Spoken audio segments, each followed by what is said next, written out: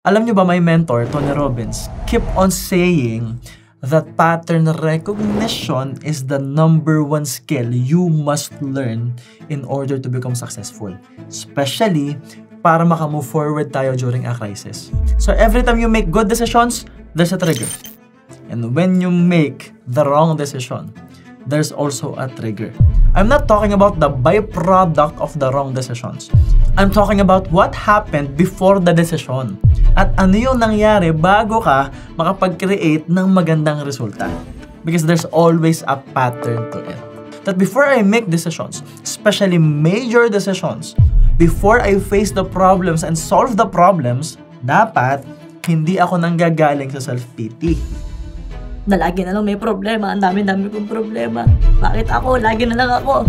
Kaya ko ba to? Parang hindi ko to kaya. So again, if you are coming from negative emotions, this will lead to poor choices and more problems, which will lead to more negative emotions and poor desperate choices to negative results, which we don't want. And for you to make good decisions, dapat align tayo lagi sa goals natin, sa dreams natin, more importantly, sa purpose natin. And this is something that you must know for yourself.